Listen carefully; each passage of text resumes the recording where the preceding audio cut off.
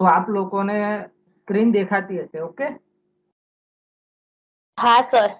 Okay, चलो આપણે હવે સ્ટાર્ટ કરીએ છીએ, બિલકુલ ટાઈમ વેસ્ટ કર્યા વગર. તમે બધા અનમ્યુટ થઈ જજો, બરોબર? હવે આપણે લેક્ચર સ્ટાર્ટ કરીએ છીએ. આજે આપણે વાત કરવાના છીએ એડમ સ્મિથ અને ડેવિડ રિકાર્ડોનો આંતરરાષ્ટ્રીય વેપારનો સિદ્ધાંત, બરોબર છે? તો આ સિદ્ધાંતમાં આપણે જે ભણવાના છીએ આજે, એમાં સૌપ્રથમ આપણે જોઈશું પ્રસ્તાવના, ત્યારબાદ સિદ્ધાંતની ધારણાઓ, ત્યારબાદ એડમ સ્મિથનો સિદ્ધાંત, ત્યારબાદ ડેવિડ રિકાર્ડોનો સિદ્ધાંત, આ સિદ્ધાંતની મર્યાદાઓ, એની ટીકાઓ, સિદ્ધાંતનું મહત્વ અને સમાપન, આ બધું આપણે આ જ લેક્ચરમાં કવર કરવાના છીએ, બરોબર? તો આપણે સૌ પહેલા વાત કરીએ પ્રસ્તાવનાની. તો આંતરરાષ્ટ્રીય વેપાર જે છે, આપણે અગાઉ ભણી ગયા કે શ્રમ વિભાજન અને વિશિષ્ટીકરણને લીધે આંતરરાષ્ટ્રીય વેપાર ઉદ્ભવે છે અને ફાયદાકારક પણ રહે છે. કુદરતે દુનિયાના દરેક દેશને કુદરતી સાધન સંપત્તિ છૂટે હાથે અને ફ્રીમાં આપી છે, પરંતુ એક સરખા પ્રમાણમાં આપી નથી. માટે કોઈ એક દેશ કોઈ વસ્તુના ઉત્પાદનમાં અનુકૂળતા ધરાવતો હોય તો કોઈ અન્ય દેશ અન્ય કોઈ ચીજ વસ્તુના ઉત્પાદનમાં અનુકૂળતા ધરાવતો હોય, તો જે દેશ જે વસ્તુના ઉત્પાદનમાં અનુકૂળતા ધરાવતો હોય એમાં શ્રમ વિભાજન અને વિશિષ્ટીકરણ કરે તો પહેલા કરતા વધારે ઉત્પાદન કરી શકે. એવું આપણે આંતરરાષ્ટ્રીય વેપારના જે ફાયદાનો જે પહેલો મુદ્દો છે, બરોબર, કે આંતરરાષ્ટ્રીય વેપારને લીધે વૈશ્વિક ઉત્પાદનમાં વધારો થાય છે, એમાં આ બાબતને સમજવાનો પ્રયત્ન કર્યો હતો. આંતરરાષ્ટ્રીય વેપારના સિદ્ધાંતોની વાત કરીએ તો સૌ પ્રથમ એડમ સ્મિથ નામના અર્થશાસ્ત્રીએ આંતરરાષ્ટ્રીય વેપારને સમજાવવાનો પ્રયત્ન કર્યો. ત્યારબાદ તેમાં સુધારા વધારા કરીને ડેવિડ રિકાર્ડોએ તુલનાત્મક ખર્ચ તફાવત દ્વારા આંતરરાષ્ટ્રીય વેપારને સમજાવ્યો. ત્યારબાદ જે.એસ. મિલ, ટાઉઝિંગ અને હેબરલરે એમાં થોડું વધારે કામ કર્યું અને હેબરલરે વૈકલ્પિક ખર્ચની મદદથી આંતરરાષ્ટ્રીય વેપારને સમજાવ્યો. અને છેલ્લે હેક્સર અને ઓહલિન નામના અર્થશાસ્ત્રીએ સાધન પ્રમાણ તફાવતના સિદ્ધાંત દ્વારા આંતરરાષ્ટ્રીય વેપારના સિદ્ધાંતને સમજાવવાનો આપણને પ્રયત્ન કર્યો. આજે આપણે જે વાત કરવાના છીએ એ વાત છે એડમ સ્મિથ અને ડેવિડ રિકાર્ડોના આંતરરાષ્ટ્રીય વેપારના સિદ્ધાંતની. પણ એ સિદ્ધાંતને આપણે સમજીએ એ પહેલા એ બંને અર્થશાસ્ત્રીઓએ જે ધારણા કરી છે, જે અસમ્પશન કરી છે, એના ઉપર નજર નાખીએ તો માત્ર બે જ દેશો અને બે જ વસ્તુનો વેપાર થાય છે એવું ધારવામાં આવ્યું છે. ઉત્પાદન ખર્ચમાં માત્ર શ્રમ ખર્ચને જ ધ્યાનમાં લેવામાં આવે છે. શ્રમના બધા જ એકમો સમાન ગુણી છે. ઉત્પાદનના સાધનો એક દેશમાં સંપૂર્ણ ગતિશીલ છે, જ્યારે અન્ય દેશમાં સંપૂર્ણ અગતિશીલ છે. એટલે કે માનો કે ઉત્પાદનનું કોઈ સાધન છે એ ગુજરાતમાંથી રાજસ્થાન લઈ જવું હોય તો સંપૂર્ણ ગતિશીલ છે, પણ ભારતમાંથી અમેરિકા લઈ જવું હોય તો સંપૂર્ણ અગતિશીલ છે એવું ધારવામાં આવ્યું છે. ઉત્પાદન સરખી પેદાશના નિયમ મુજબ થાય છે. હવે ઉત્પાદન વધતી પેદાશ, ઘટતી પેદાશ અને સરખી પેદાશ એ શું છે એનો આખો અલગથી વિડીયો બનાવીને આપણે જે મૂક્યો છે, બરોબર છે, એ તમારે જોઈ લેવો એટલે તમને આ ખબર પડે કે સરખી પેદાશના નિયમ મુજબ ઉત્પાદન થાય છે એવી અહીંયા ધારણા કરવામાં આવી છે. વાહન વ્યવહાર ખર્ચને શૂન્ય ધારવામાં આવે છે. વેપાર કોઈ પણ જાતના કૃત્રિમ અંકુશોથી મુક્ત છે, એટલે કે મુક્ત વેપાર છે. સરકારનો વેપારમાં કોઈ હસ્તક્ષેપ નથી એવું ધારવામાં આવ્યું છે. અને વેપાર ચક્રીય પરિવર્તનો આવતા નથી, એટલે કે અર્થતંત્રમાં તેજી, મંદી, ભરતી ઓટ જેમ દરિયામાં આવે છે તેમ આમાં સુધારણા કે પછી મૂળ જે વ્યાપાર ચક્રીય જે પરિવર્તનો છે, તેજી હોય તો પછી મંદી તરફની ગતિ જે છે, મંદી હોય તો તેજી તરફની જે ગતિ છે, આવું કશું અર્થતંત્રમાં થતું નથી. અને આ ધારણાઓના માળખામાં રહીને આ સિદ્ધાંતને અહીંયા સમજાવવામાં આવે છે. આ ઉપરાંત અહીંયા માત્ર દ્રશ્ય વસ્તુને ધ્યાનમાં લેવામાં આવી છે. અર્થતંત્રમાં સંપૂર્ણ હરીફાઈ છે. સંપૂર્ણ હરીફાઈ એટલે બજારના જે આપણા પ્રકારો, હરીફાઈના પ્રકારો, એમાં ઈજારો, ઈજારાયુક્ત હરીફાઈ, અલ્પ હસ્તક ઈજારો અને સંપૂર્ણ હરીફાઈ. એમાં સંપૂર્ણ હરીફાઈ આપણે જે સમજ્યા હતા, બરોબર, એની અહીંયા ધારણા કરવામાં આવી છે. અર્થતંત્રમાં સંપૂર્ણ રોજગારી પ્રવર્તમાન છે. એનો મતલબ એવો થાય છે કે ઉત્પાદનના તમામ સાધનો કામે લાગેલા છે. બંને દેશોમાં ફેશન, રુચિ, ટેવ કે માંગને અસર કરતા જે માનસિક વલણો છે એ બધા એક સરખા છે. વસ્તુની કિંમતો માત્ર શ્રમ ખર્ચને આધારે જ નક્કી થાય છે, એટલે કે અહીંયા ઉત્પાદન ખર્ચમાં મૂડી ખર્ચને કે બીજા કોઈ ખર્ચને ધ્યાનમાં લેવામાં આવ્યું નથી, માત્ર શ્રમના એકમો દ્વારા ઉત્પાદન કરવામાં આવે છે એવું આ સિદ્ધાંતમાં ધારણા કરવામાં આવી છે.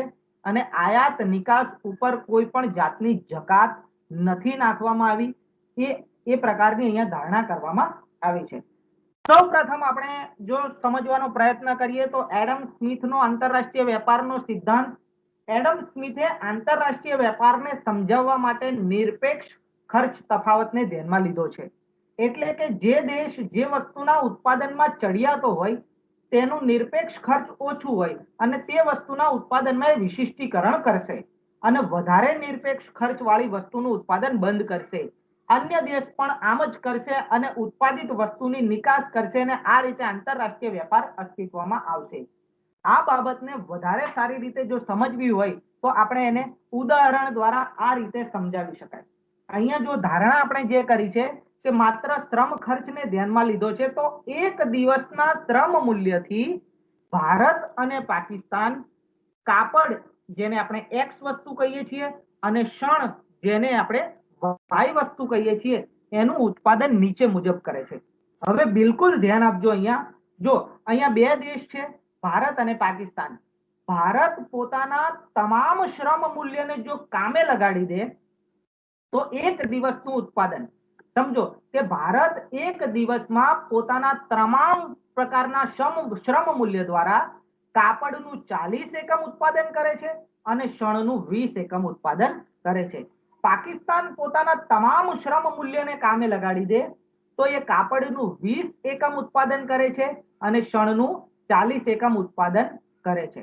હવે આ જે પરિસ્થિતિ છે એ આંતરરાષ્ટ્રીય વેપારથી જોડાયા પહેલાની પરિસ્થિતિ છે. એટલે ભારતની અંદર અને પાકિસ્તાનની અંદર આંતરિક રીતે કાપડ અને શણનો જે વિનિમય થાય છે એને જો આપણે સમજવાનો પ્રયત્ન કરીએ તો અહીંયા માત્ર જો ભારતની વાત કરીએ તો ભારતમાં એક દિવસના શ્રમ મૂલ્યથી 40 એકમ કાપડ અને 20 એકમ શણનું ઉત્પાદન થાય છે. તો 40 એકમ કાપડ બરાબર 20 એકમ શણ, એટલે આંતરિક વિનિમય દર 2:1 થાય. અને પાકિસ્તાનમાં 20 એકમ કાપડ અને 40 એકમ શણનું ઉત્પાદન થાય છે. માટે અહીંયા કાપડનું ઉત્પાદન શણના ઉત્પાદન કરતા અડધું થાય છે, અથવા તો શણનું ઉત્પાદન કાપડના ઉત્પાદન કરતા ડબલ થાય છે. માટે આંતરિક વિનિમય એણે 1:2, એટલે કે એણે 1 એકમ શણનું ઉત્પાદન વધારે કરવું હોય તો 2 એકમ 1 એકમ કાપડનું ઉત્પાદન વધારે કરવું હોય તો 2 એકમ શણનું ઉત્પાદન જતું કરવું પડશે. ભારતની વાત કરીએ તો ભારતે 1 એકમ શણનું ઉત્પાદન વધારવું હોય તો 2 એકમ કાપડનું ઉત્પાદન જતું કરવું પડશે. માટે ભારત માટે શણનું ઉત્પાદન એ મોંઘું છે, તે નિરપેક્ષ ખર્ચ વધારે છે. પાકિસ્તાન માટે કાપડના ઉત્પાદનમાં નિરપેક્ષ ખર્ચ વધારે છે. અહીંયા આપણે સ્પષ્ટ રીતે જોઈ શકીએ છીએ કે ભારત એ કાપડના ઉત્પાદનમાં વધારે માહેર છે શણના ઉત્પાદન કરતા, અને પાકિસ્તાન એ શણના ઉત્પાદનમાં વધારે માહેર છે, વધારે કાર્યક્ષમ છે કાપડના ઉત્પાદન કરતા. હવે જો આ બંને દેશો એકબીજા સાથે આંતરરાષ્ટ્રીય વેપારથી જોડાય, એટલે કે પોતે જે વસ્તુના ઉત્પાદનમાં વધારે માહેર છે એ વસ્તુનું ઉત્પાદનના તમામ સાધનોને રોકે અને વધારે નિરપેક્ષ ખર્ચ વાળી વસ્તુનું ઉત્પાદન બંધ કરી દે તો શું થાય? તો ભારત એ કાપડના ઉત્પાદનમાં વિશિષ્ટીકરણ કરશે અને શણનું ઉત્પાદન જતું કરશે. પાકિસ્તાન એ શણના ઉત્પાદનમાં વિશિષ્ટીકરણ કરશે અને કાપડનું ઉત્પાદન જતું કરશે. તો વિશિષ્ટીકરણ પછીની જે પરિસ્થિતિ છે, તો વિશિષ્ટીકરણ પછી એવું થશે કે ભારત પોતાના તમામ શ્રમ મૂલ્ય દ્વારા કાપડનું 80 એકમ ઉત્પાદન કરી શકશે, કારણ કે એને શણના ઉત્પાદનમાં જે શ્રમ મૂલ્ય લગાવ્યું હતું એ હટાવીને એને કાપડના ઉત્પાદનમાં લગાવ્યું. માટે 40 એકમ કાપડનું એ પહેલા ઉત્પાદન કરતું હતું, હવે શ્રમ મૂલ્ય જે શણનું જે હતું એ કાપડમાં લગાવવાથી 80 એકમ કાપડનું ઉત્પાદન કરી શકે છે.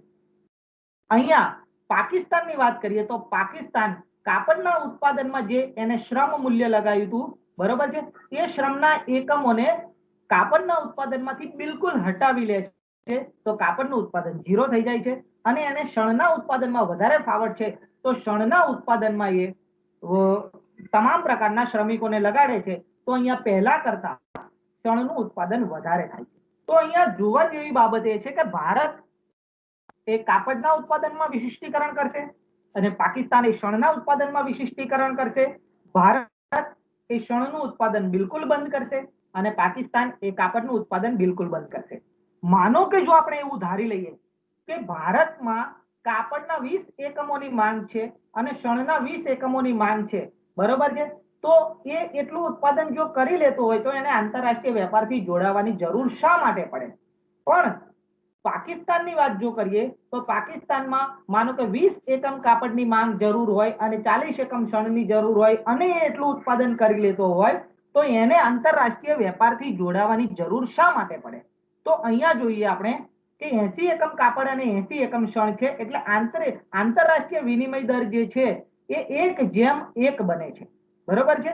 તો અહીંયા ભારત 80 એકમ કાપડનું જે ઉત્પાદન કરે છે એમાંથી 40 એકમ કાપડ એ રાખીને બાકીના 40 એકમ કાપડની નિકાસ કરીને શણ પણ મેળવી શકે છે અને અન્ય વસ્તુ પણ મેળવી શકે છે। પાકિસ્તાન એ 80 એકમ કાપડ શણનું ઉત્પાદન કરે છે, એમાંથી 40 એકમ શણની નિકાસ કરીને એ કાપડ પણ મેળવી શકે છે અને અન્ય વસ્તુ પણ મેળવી શકે છે। અહીંયા કુલ ઉત્પાદન જે ભારતનું 40+20 જે વિશિષ્ટીકરણ પહેલાનું હતું એટલે કે 60 એકમ ઉત્પાદન હતું જે 80 એકમ ઉત્પાદન થઈ જાય છે અને પાકિસ્તાનનું 60 એકમ જે ઉત્પાદન હતું એ પણ 80 એકમ ઉત્પાદન થઈ જાય છે। અહીંયા બંને દેશના કુલ ઉત્પાદનમાં વધારો થાય છે એટલે કે વૈશ્વિક ઉત્પાદનમાં પણ વધારો થાય છે અને આંતરરાષ્ટ્રીય વેપારમાં બંને દેશને લાભ થાય છે, બરોબર છે। હવે જો અહીંયા આપણે એ રીતે આ સમજાવી શકીએ કે મેં અગાઉ જે સમજાવ્યું એમ ભારતમાં 40 એકમ કાપડ અને 20 એકમ શણ તો 4:2 1:0.5 એ એનો વિનિમય દર બને છે એટલે ભારતને 1 એકમ કાપડના બદલામાં 0.5 એકમ એટલે અડધો એકમ શણ એને આંતરિક રીતે મળે છે જો એ વેપારમાં ન જોડાય તો। એટલે ભારત જો વેપારમાં જોડાય તો એને 1 એકમ કાપડના બદલામાં જો 0.5 એકમ કરતા વધારે શણ પ્રાપ્ત થાય તો આંતરરાષ્ટ્રીય વેપાર ભારત માટે લાભદાયી બને છે। જો ભારતને 1 એકમ કાપડના બદલામાં 0.5 એકમથી વધુ શણ મળે તો જ એ આંતરરાષ્ટ્રીય વેપારમાં જોડાશે। પાકિસ્તાનની જો વાત કરીએ તો પાકિસ્તાનનું જે આંતરિક ઉત્પાદન છે એ 20 એકમ કાપડ છે અને 40 એકમ શણ છે એટલે 2:4 એટલે 0.5:1 એ આનો આંતરિક વિનિમય દર બને છે। એટલે પાકિસ્તાનને 1 એકમ શણના બદલામાં 0.5 એકમ કાપડ આંતરિક રીતે પ્રાપ્ત થાય છે જો એ આંતરરાષ્ટ્રીય વેપારમાં ન જોડાય તો અહીંયા પાકિસ્તાનને 1 એકમ શણના બદલામાં 0.5 એકમ કાપડ તો આંતરિક રીતે મળે છે। જો આંતરરાષ્ટ્રીય વેપારમાં આના કરતા વધારે પ્રાપ્ત થાય તો એ આંતરરાષ્ટ્રીય વેપારથી જોડાશે। અહીંયા આપણે જોઈએ કે 80 એકમ કાપડ અને 80 એકમ શણ એ રીતે ભારત અને પાકિસ્તાનનું ઉત્પાદન આંતરરાષ્ટ્રીય વેપારમાં જોડાયા પછીનું છે એટલે કે વિશિષ્ટીકરણ પછીનું છે। તો ભારત 40 એકમ કાપડની વપરાશ કરતું હતું, બરોબર છે, અહીંયા 80 એકમ ઉત્પાદન થાય છે તો 40 એકમ કાપડ ભારત નિકાસ માટે એની પાસે પુરવઠો તૈયાર છે। પાકિસ્તાનમાં વિશિષ્ટીકરણ પહેલા 40 એકમ શણનું ઉત્પાદન થતું હતું જે 80 એકમનું થાય છે માટે હવે 40 એકમ શણ એ નિકાસ કરવા માટે તૈયાર છે। ભારત 40 એકમ કાપડ નિકાસ કરવા માટે તૈયાર છે, પાકિસ્તાન 40 એકમ શણ નિકાસ કરવા માટે તૈયાર છે। તો અહીંયા કાપડ અને શણનો જે આંતરરાષ્ટ્રીય વિનિમય દર બને છે 1:1 તો ભારતને પહેલા 1 એકમ કાપડના બદલામાં આંતરિક બજારમાં અડધો એકમ એટલે કે 0.5 એકમ શણ મળતું હતું જે હવે આંતરરાષ્ટ્રીય બજાર વેપારથી જોડાય તો ભારતને 1 એકમ કાપડના બદલામાં 1 એકમ શણ મળે છે જે ભારત માટે લાભદાયક છે। પાકિસ્તાનની વાત કરીએ તો એનો આંતરિક વિનિમય દર જો આપણે જોઈએ તો એને 1 એકમ શણના બદલામાં 0.5 એકમ કાપડ પ્રાપ્ત થતું હતું જો એ આંતરરાષ્ટ્રીય વેપારથી ન જોડાય તો પણ એ વિશિષ્ટીકરણ કરે અને આંતરરાષ્ટ્રીય વેપારથી જોડાય તો હવે એને 1 એકમ શણના બદલામાં 1 એકમ કાપડ એટલે કે 0.5 એકમ કરતા વધારે કાપડ પ્રાપ્ત થાય છે। માટે બંને દેશ માટે આંતરરાષ્ટ્રીય વેપારથી જોડાવું એ લાભદાયક બનશે એવું આપણે અહીંયા કહી શકીએ। ડેવિડ રિકાર્ડોના આંતરરાષ્ટ્રીય વેપારના સિદ્ધાંતની જો આપણે વાત કરીએ તો એડમ સ્મિથના નિરપેક્ષ ખર્ચ તફાવતના સિદ્ધાંતમાં ડેવિડ રિકાર્ડોએ થોડો સુધારો કર્યો અને જણાવ્યું કે બે દેશ વચ્ચે ઉત્પાદન ખર્ચમાં માત્ર નિરપેક્ષ ખર્ચ તફાવત હોય તો જ આંતરરાષ્ટ્રીય વેપાર ઉદ્ભવે છે એવું નથી, પરંતુ બંને દેશો વચ્ચે ઉત્પાદન ખર્ચમાં તુલનાત્મક ખર્ચ તફાવત હોય તો પણ આંતરરાષ્ટ્રીય વેપાર ઉદ્ભવે છે। તો આપણે એ સમજવું પડે કે તુલનાત્મક ખર્ચ તફાવત એટલે શું? તો કોઈ એક દેશ બંને વસ્તુના ઉત્પાદનની બાબતમાં બીજા દેશ કરતા ચડિયાતો હોય અને બીજો દેશ બંને વસ્તુના ઉત્પાદનની બાબતમાં પહેલા દેશ કરતા ઉતરતો હોય ત્યારે આવા સંજોગોમાં જે વસ્તુના ઉત્પાદન ખર્ચની બાબતમાં તુલનાત્મક ખર્ચ ઓછું હોય તે દેશ તે વસ્તુના ઉત્પાદનમાં વિશિષ્ટીકરણ કરશે। તો આ બાબતને જો આપણે સમજવી હોય તો આ રીતે સમજી શકાય કે એક દિવસના શ્રમ મૂલ્યથી ભારત અને પાકિસ્તાન કાપડ એટલે કે એક્સ વસ્તુ અને શણ એટલે કે વાય વસ્તુનું જે ઉત્પાદન છે એ ઉત્પાદન નીચે મુજબ કરે છે। ભારત એક દિવસના શ્રમ મૂલ્ય દ્વારા કાપડનું 100 એકમ ઉત્પાદન કરે છે અને શણનું 100 એકમ ઉત્પાદન કરે છે। પાકિસ્તાન એક દિવસના શ્રમ મૂલ્ય દ્વારા ધારો કે કાપડનું 40 એકમ ઉત્પાદન કરે અને શણનું 80 એકમ ઉત્પાદન કરીએ તો અહીંયા તુલનાત્મક દ્રષ્ટિએ આપણે જોઈએ, શરૂઆતમાં આપણે જોઈ શકીએ છીએ કે ભારત એ કાપડ અને શણ આ બંને વસ્તુના ઉત્પાદનમાં પાકિસ્તાન કરતા ચડિયાતો છે અને પાકિસ્તાન એ કાપડ અને શણ બંને વસ્તુના ઉત્પાદનની બાબતમાં ભારત કરતા ઉતરતો છે, પરંતુ તુલનાત્મક દ્રષ્ટિએ જો આપણે જોઈએ તો પાકિસ્તાનમાં કાપડના ઉત્પાદન કરતા શણના ઉત્પાદન માટે અનુકૂળતાઓ અથવા તો કાર્યક્ષમતા વધારે છે, માટે પાકિસ્તાન એ શણના ઉત્પાદનમાં વિશિષ્ટીકરણ કરશે અને ભારત એ કાપડના ઉત્પાદનમાં વિશિષ્ટીકરણ કરશે। આવું આપણને ડેવિડ રિકાર્ડોએ સમજાવ્યું। તો ડેવિડ રિકાર્ડોએ આપણને એવું સમજાવ્યું કે જો બંને દેશ આંતરરાષ્ટ્રીય વેપારથી જોડાશે તો ભારત એ કાપડનું ઉત્પાદન વધારશે અથવા તો શણના ઉત્પાદનમાં જે શ્રમિકોને લગાવે છે એને હટાવીને કાપડના ઉત્પાદનમાં લગાવશે અને કાપડનું ઉત્પાદન પહેલા કરતા ડબલ થશે અને પાકિસ્તાન એ કાપડના ઉત્પાદનમાંથી શ્રમિકોને હટાવીને શણના ઉત્પાદનમાં એ શ્રમિકોને લગાવશે અને પહેલા કરતા શણનું ઉત્પાદન વધારે થશે। બંને દેશો એકબીજા સાથે વધેલા ઉત્પાદનની નિકાસ કરીને આંતરરાષ્ટ્રીય વેપારથી જોડાશે અને આંતરરાષ્ટ્રીય વેપાર એમના માટે ફાયદાકારક રહેશે। તો આ વાત થઈ ડેવિડ રિકાર્ડોની અને એડમ સ્મિથના આંતરરાષ્ટ્રીય વેપારના સિદ્ધાંતોની। હવે વાત કરીએ આ સિદ્ધાંતો નું મહત્વ ખૂબ છે પણ એની મર્યાદાઓની જો વાત કરીએ તો અહીં માત્ર બે જ દેશ અને બે જ વસ્તુના વેપારની વાત કરી છે। વાસ્તવમાં દુનિયામાં ઘણા બધા દેશો અને ઘણી બધી ચીજ વસ્તુઓનો વેપાર થાય છે જેની અહીંયા અવગણના કરવામાં આવી છે। માત્ર બે જ દેશ અને બે જ વસ્તુની વાત કરી છે જ્યાં સિદ્ધાંતની મર્યાદા બને છે। અહીંયા માત્ર શ્રમ ખર્ચ મૂલ્યને ધ્યાનમાં લીધું છે, પરંતુ ઉત્પાદન ખર્ચમાં ખર્ચના ઘણા બધા ખ્યાલો છે જેની અહીંયા અવગણના કરવામાં આવી છે। વાહન વ્યવહાર ખર્ચની અવગણના કરવામાં આવી છે। ખરેખર આંતરરાષ્ટ્રીય વેપારમાં એટલે કે ભારતમાંથી કોઈ વસ્તુ પાકિસ્તાનમાં લઈ જવી હોય તો ઘણો બધો વાહન વ્યવહાર ખર્ચ થાય છે, ઘણો બધો સ્થળાંતર ખર્ચ થાય છે જેને ટ્રાન્સપોર્ટેશન કોસ્ટ તરીકે આપણે ઓળખીએ છીએ, જેની અહીંયા સંપૂર્ણ અવગણના કરવામાં આવી છે। વાસ્તવમાં વસ્તુની કિંમતો ઉપર અસર કરનાર મહત્વનું પરિબળ એ વાહન વ્યવહાર ખર્ચ છે જેની અહીંયા બિલકુલ અવગણના કરવામાં આવી છે, જ્યાં સિદ્ધાંતની મર્યાદા કહી શકાય। અહીંયા માત્ર સરખી પેદાશના નિયમની ધારણા કરવામાં આવી છે, પરંતુ વાસ્તવમાં ઉત્પાદન ઘટતી પેદાશ અને વધતી પેદાશના નિયમ મુજબ થતું જોવા મળે છે, જેની અહીંયા અવગણના કરવામાં આવી છે। અહીંયા મુક્ત વ્યાપારની અવાસ્તવિક ધારણા કરવામાં આવી છે। વાસ્તવમાં વ્યાપારને આયાત અંકુશો, આયાત જકાત એવા ઘણા બધા પરિબળો દ્વારા, આયાત પરવાના એવા ઘણા બધા પરિબળો દ્વારા એને નિયંત્રિત કરવાનો સરકાર દ્વારા પ્રયત્ન કરવામાં આવે છે। હકીકતમાં આપણે જોઈએ તો કોઈ પણ દેશનો વ્યાપાર એ મુક્ત વ્યાપાર જોવા મળતો નથી। આ ઉપરાંત વ્યાપાર ચક્રની અવગણના કરવામાં આવી છે। ચોક્કસ સમયના અંતરે કોઈ એક દેશમાં તેજી પણ આવતી હોય છે અને મંદી પણ આવતી હોય છે, જેને આપણે વ્યાપાર ચક્રીય પરિવર્તનો કહીએ છીએ, એની અહીંયા બિલકુલ અવગણના કરવામાં આવી છે. માત્ર દ્રશ્ય વસ્તુનો જ વેપાર થાય છે એવું અહીંયા જણાવવામાં આવ્યું છે.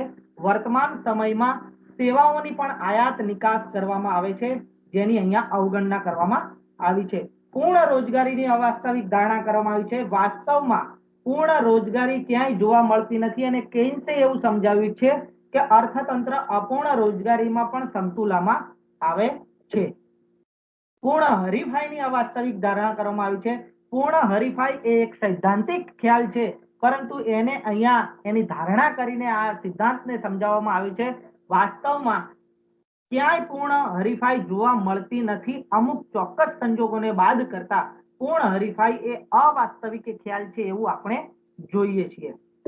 આ સિદ્ધાંતની અનેક મર્યાદાઓ છે કે અહીંયા એવું સમજાવવામાં આવ્યું છે કે ઉત્પાદન ખર્ચમાં તફાવત હોવાને કારણે ભારત કાપડનું ઉત્પાદનમાં વિશિષ્ટીકરણ કરશે અને પાકિસ્તાન એ શણના ઉત્પાદનમાં વિશિષ્ટીકરણ કરશે. પરંતુ ઉત્પાદન ખર્ચમાં તફાવત છે, વાત સાચી છે.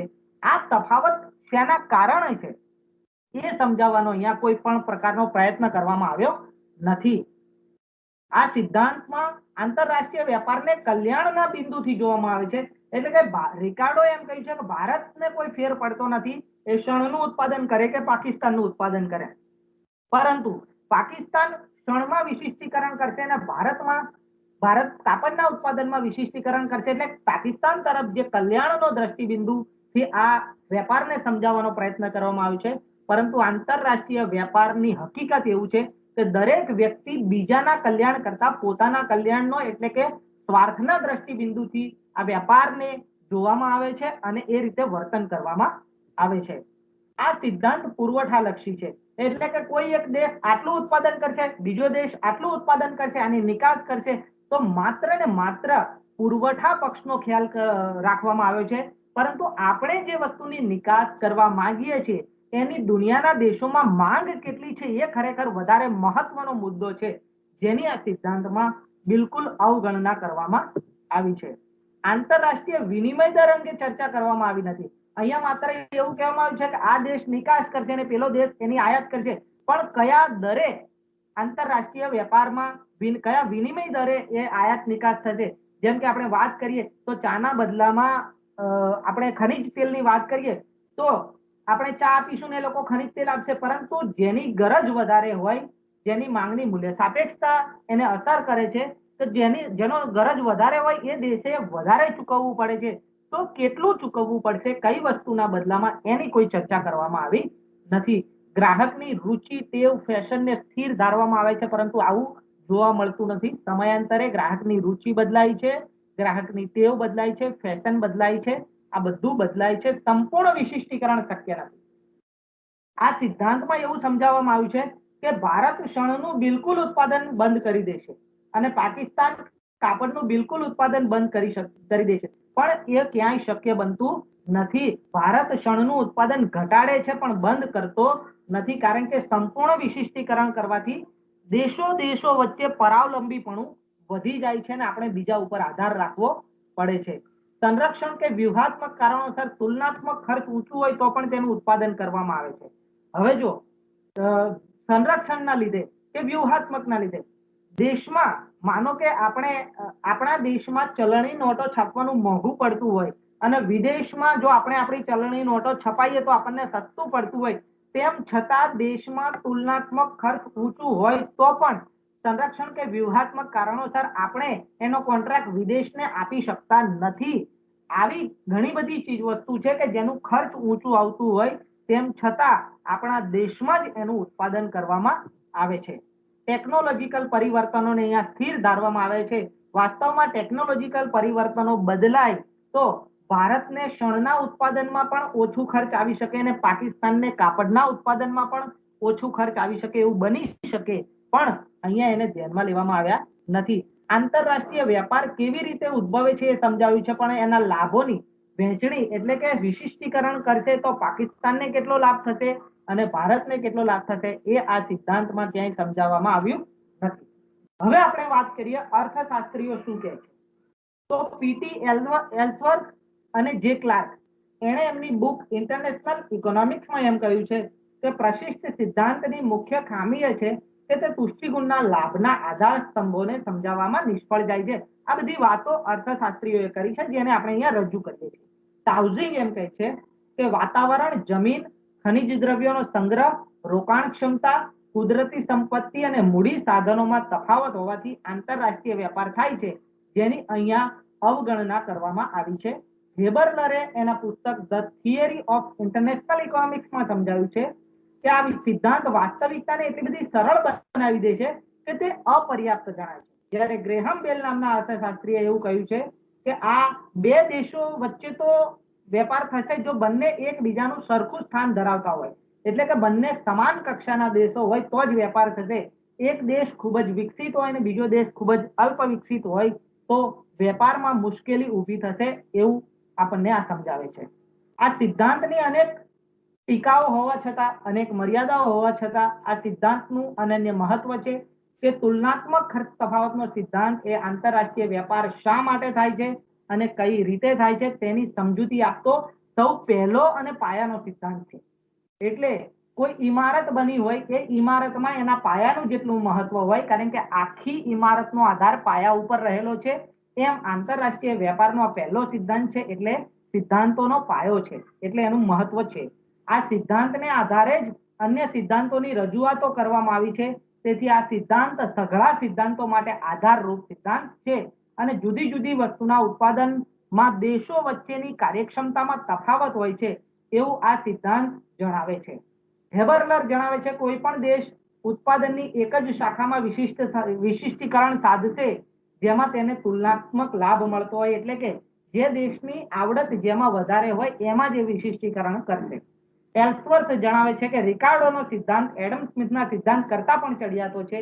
આંતરરાષ્ટ્રીય વેપાર શા માટે થાય છે, કેવી રીતે થાય છે અને કેમ થાય છે તેની વૈજ્ઞાનિક સમજૂતી આ સિદ્ધાંત દ્વારા આપણને પ્રાપ્ત થાય છે. તો આ સિદ્ધાંતમાં આંતરરાષ્ટ્રીય વેપારનો જે ખ્યાલ છે એ ખ્યાલને આપણે સમજાવવાનો પ્રયત્ન કરવામાં આવ્યો છે.